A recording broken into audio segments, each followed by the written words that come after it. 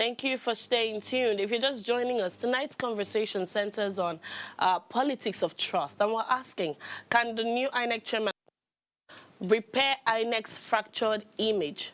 Now, let's hear what you have to say. Remember, you can join the conversation by sending an SMS or WhatsApp to 0818-038-4663.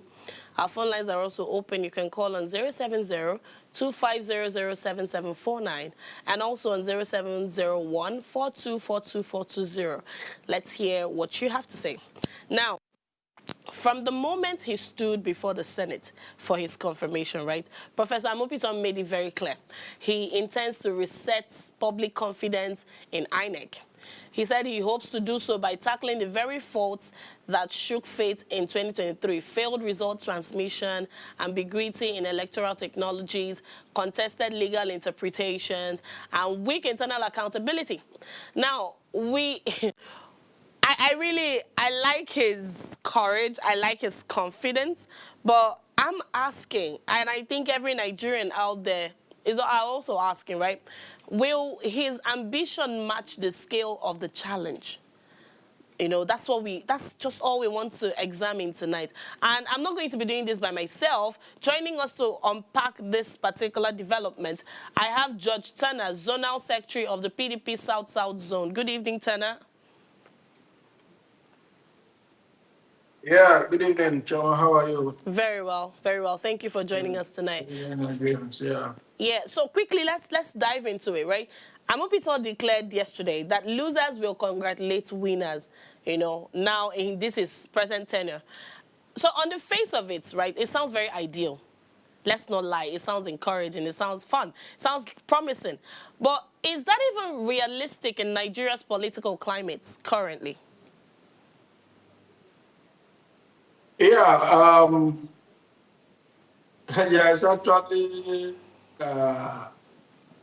no impossibility with that statement. You see, leadership has a lot to do with courage. Courage now involves the personality of the leader. Amupitan come on board, which is confirmation today by the Senate, and the way and manner he carries on his assignment will now determine, you know, what the INEC, you know, peers, you know, to be before Nigerians. There has been distrust, there has been public distrust, there have been issues with confidence. Nigerians don't seem to have confidence in that organization, INEC, and you see that very quickly with the level of turn-up in our election circles. You know, when you hear millions of collected voter cards, and then you hear millions of registered voters, and then at the end of the day, the percentage that returns a president that governs over the affairs of this country is really not a percentage that represents even 1% of our total population. It calls for worry. So it means that confidence has been badly damaged. And so quickly, Professor Amupitan will have the task of settling down, hit the ground running, and rebuild confidence. He will also have to play a personality role within the INEC. Within the INEC, he must be able to create a new identity, build strong internal control systems, and ensure a kind of rebranding, that works within the INEC as an institution. Before, it's like the story of having your cup very clean outside, but the inside, you can't give anybody water with it, to drink. So first of all, he has to quickly clean up INEC, move that organization to the theater, carry out a surgical operation immediately, and get every every, as it were, disease, that is going to form a clog in the wheel of progress for him, out. And then when you do that, you now ensure that, Nigerians begin to build that interest and confidence in INEC. It is not rocket science. It's not, too difficult to do. It's just be patriotic and then know that, okay, I have a job to do and then I'm here to get it done. He must quickly work with the National Assembly to get through the amendments, needed for a very transparent 2027 election. Those things that pose a challenge in 2023, that have legal concern must be sorted out. Must be sorted out. So he has that task to work with the National Assembly to deliver as quick as possible, an electoral act that works for the system and that works for the people. Okay. So he has a lot on his table. And I expect that the good thing with his appointment, a senior advocate of Nigeria, and with his legal background and knowledge and expertise, and then a professor of law. I mean, if you talk of qualification, we can't ask for anything better. Yeah. But he must justify his confidence and ensure that he has the only constituency he has is the Nigerian constituency. Right. The people of Nigeria, he must understand that his employers are the people of Nigeria and is answerable only to the people of Nigeria. Okay. He must avoid the temptation of descending into the arena of politics. Leave politics for politicians, right? And ensure that he carries that unfair role, in a manner that dignifies his office and his person, and then make it very uncomfortable for politicians to even have the slightest, thought of engaging INEC negatively. Okay. I trust in his let me come in, Mr. Turner.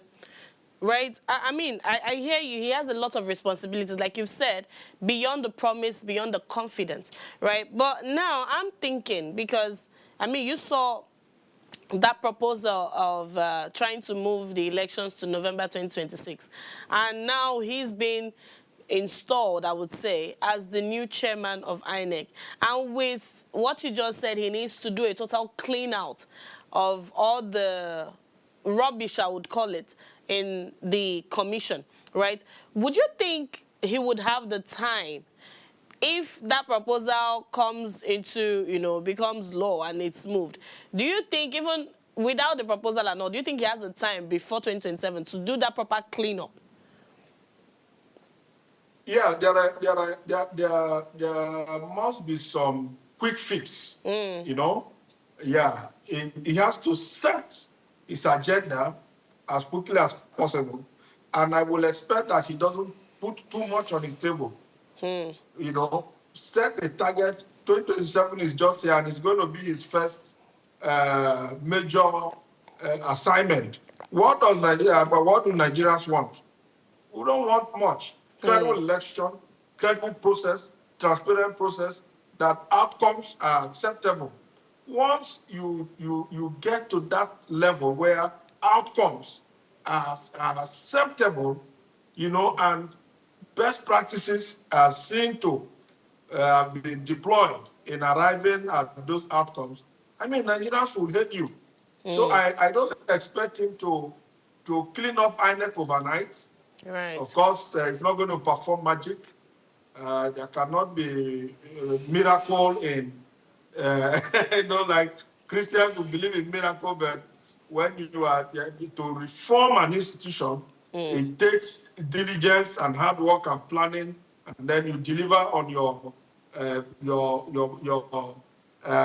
agenda, as it were. So I will expect that it takes things, as they are, one after the other, and then prioritize those things that will help him in the immediate, a quick fix kind of to deliver on the 2027 general election. All right. All eyes on him. Yeah. All eyes on him. And also, not just about the election. The election is an end, Elizabeth. There has to be a means to the end. And so people will be watching how do you manage issues with political parties, compliance with the law, ensure democratic practices within the political parties as they move on to congresses, as they move on to primaries, and all of those processes.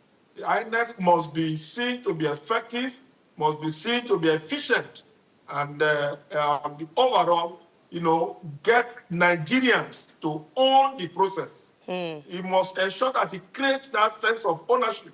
And the only way to do so is to show to Nigerians that there's a clear roadmap, a workable roadmap that will lead to a destination, that we all desire. All right. I mean, you've spoken really well, and I want us to, we're going to be taking from his speech one by one, okay? So one of the things he mentioned during his screening, he vowed to audit IREV, right, the IREV portal. And, I mean, the challenges we had with Beavers and IREV during the 2023 elections. So he vowed to audit that portal and address the technological glitches, as it were, from 2023. How important do you think this is? And also, very importantly, how difficult do you think this is going to be for him?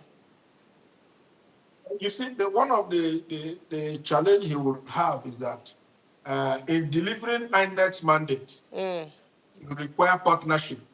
Okay. Right?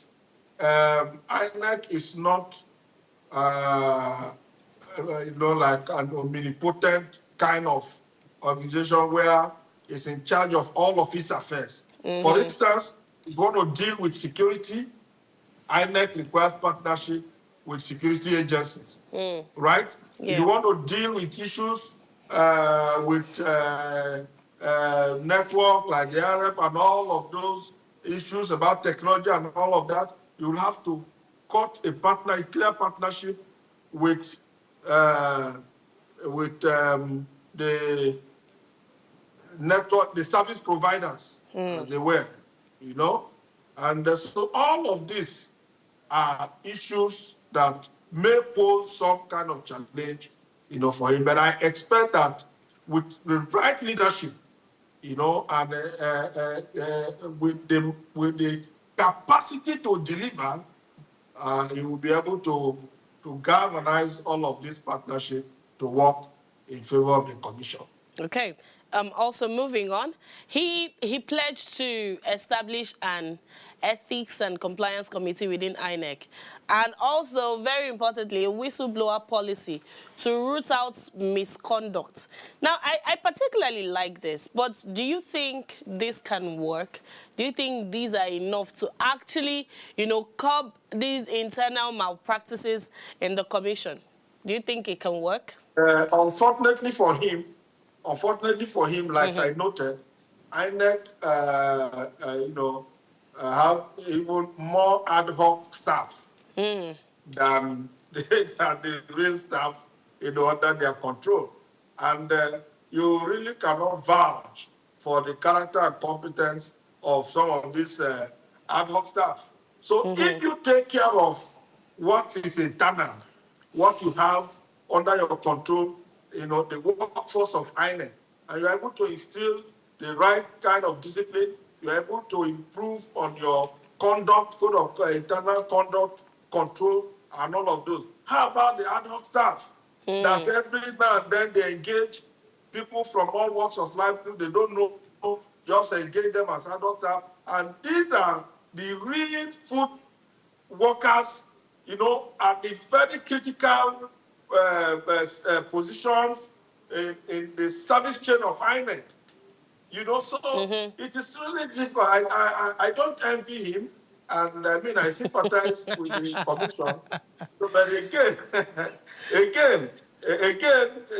how much more? How much can he take in terms of doing, all of this conduct and ensure that there is there is a transparent chain of workforce and all of that, because the level of ad hoc staffing in INEC's responsibility and duty line is just so much. Right. It's just so much, and there is little or nothing. You really can't vouch for. You can vouch for your own staff.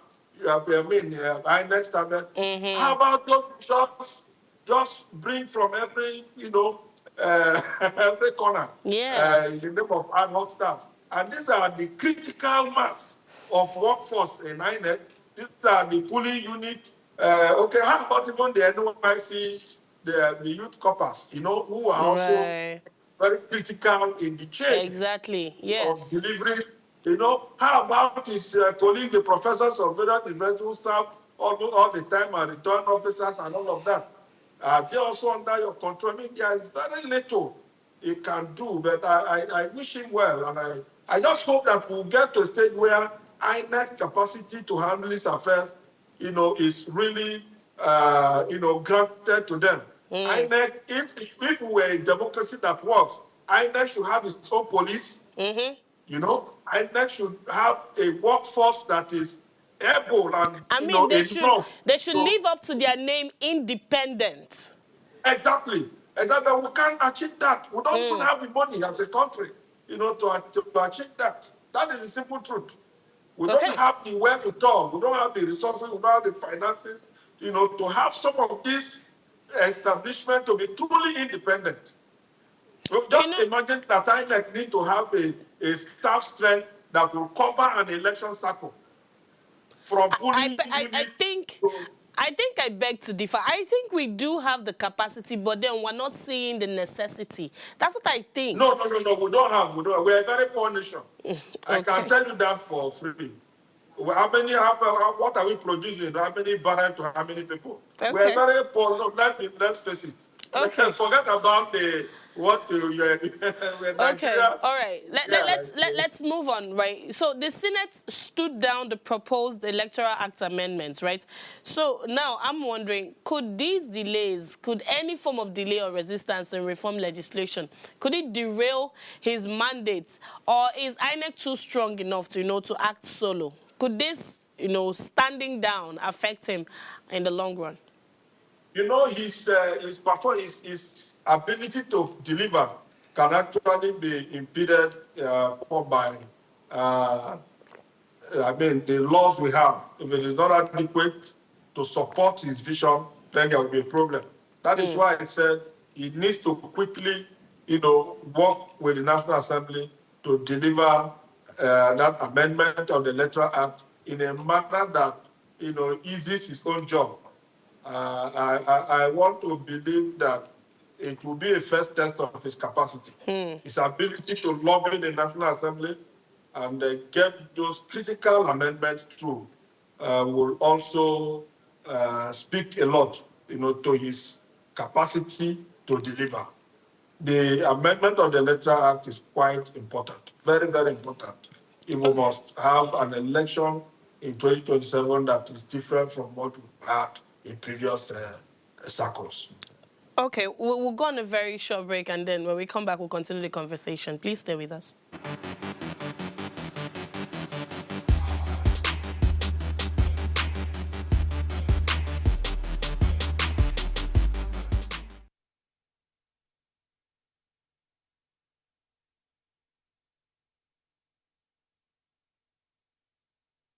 Tell us you're a Nigerian without saying a word.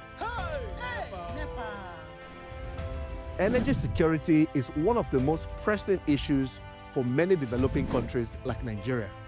And if there's going to be any meaningful progress, addressing our energy issues is non-negotiable. I need to see light from my house. Make them do something. Band A is expensive. I literally have to turn off all my appliances just to reduce costs. We need light. Introducing the Energy Outlook, your go-to show for everything energy. Every week, we'll bring you the latest insights, innovation, and in-depth analysis of Nigeria's energy sector. From policy discussions to regulatory insights, we will analyze the key decisions influencing growth and sustainability in the energy sector. We'll bring you the human stories behind the headlines, giving you a personal perspective on the broader energy challenges. Join me every Friday at 6 p.m. for the Energy Outlook, your guide to the future of energy, where energy means business.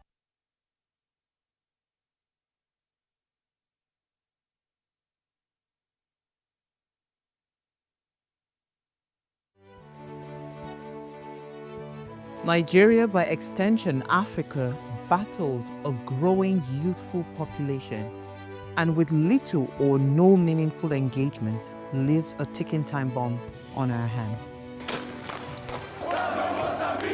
We are a blessed continent with great wealth, both in people and material. Our focus on ways remains driving conversations that affects us all.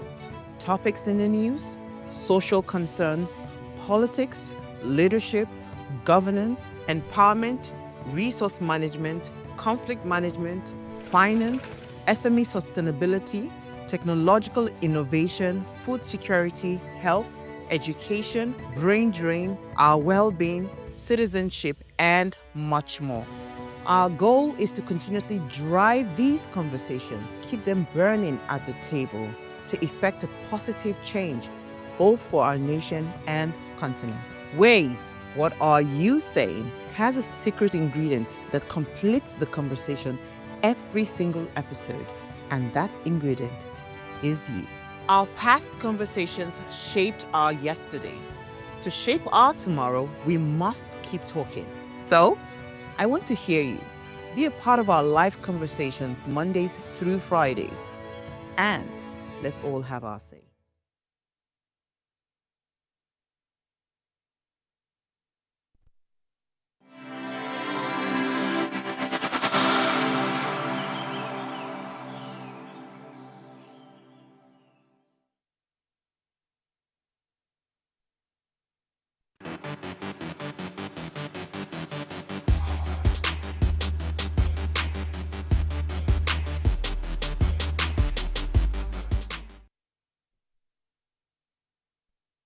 Welcome back.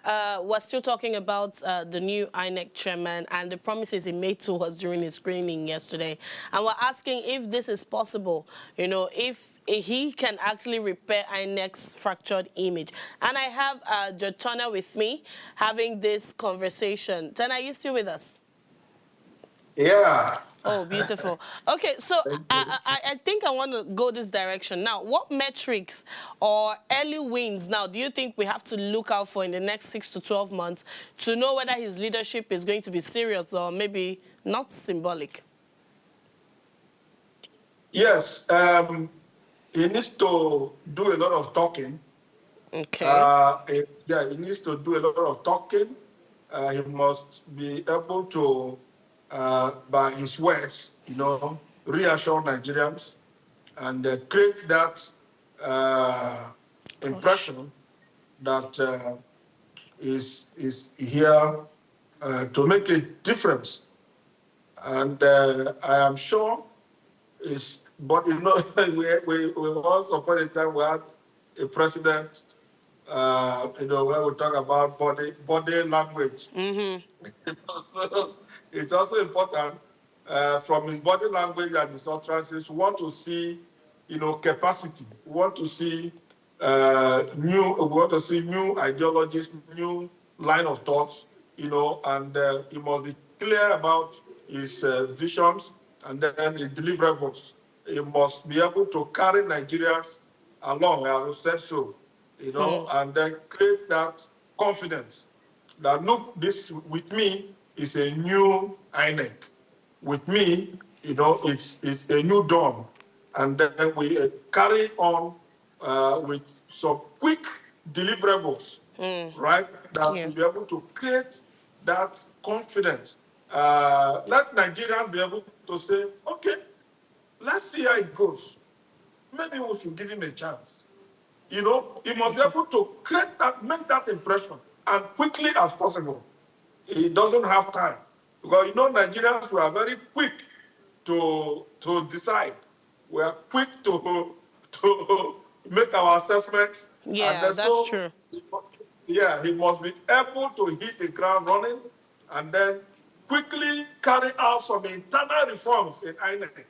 Internal reform that suggests that he means business, you know, And let's see how it goes. I have the confidence that he will make a difference. He will surely make a difference.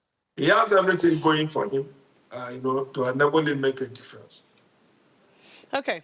I mean, when I hear hit the ground running, I'm thinking that's the same thing our president told us.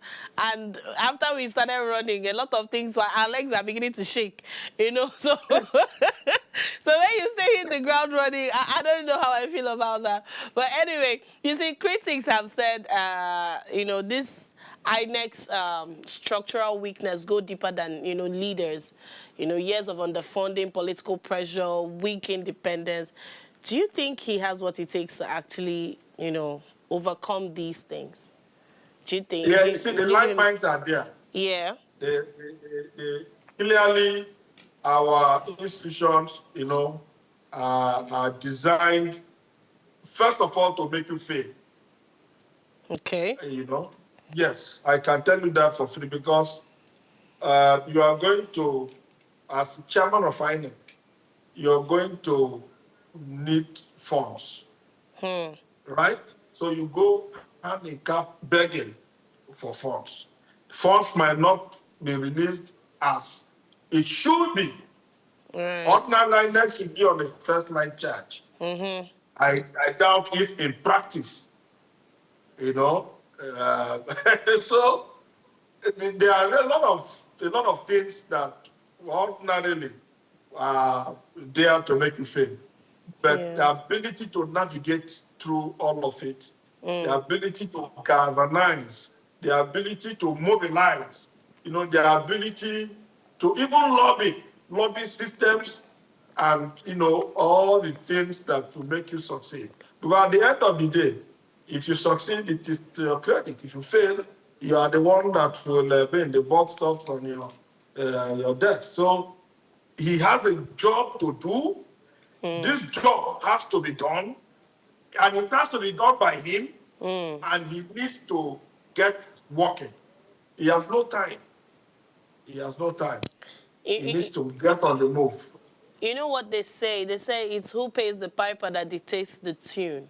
Right? I know, of course, during his screening, he said, I was not on any presidential panel and all that. But until Nigerians are able to, have the right to vote who they want, until the president stops having that sole responsibility of appointment, we would keep having doubts, right? So how do we tackle the issue of distrust? Because there's going to be that mindset that, he's going to be loyal to whoever appoints him. I mean, it's an unwritten rule somewhere that, your guy that brought into this job, you have to be careful. How do we tackle that? He's promised us that that's not going to be the case, but how do we reassure Nigerians that really is not going to be the case? Now let me quickly say, we Nigerians were also a very difficult set of people. Okay. And without myself inclusive and all of us, we have corrupt mindsets. Our mindsets are so corrupt, especially the mindset on how we assess and appreciate public office holders. Now, if I tell you that the only way Nigerians want to assess Professor Amupitan to have performed or to have changed the image of INEC for the better, to have done anything good, is that President Tinubu loses election. That's the kind of mindset. No, I'm telling you, I'm not joking about it. Okay. I'm not joking about it. Yes, when we talk about corruption, we just feel once you put on your television that, so minister, also National Assembly also is a criminal, 200 billion, trillion that we don't even have, that is a criminal. Nigerians, this is the best, this is the crime fighter. That is the kind of mindset that we have.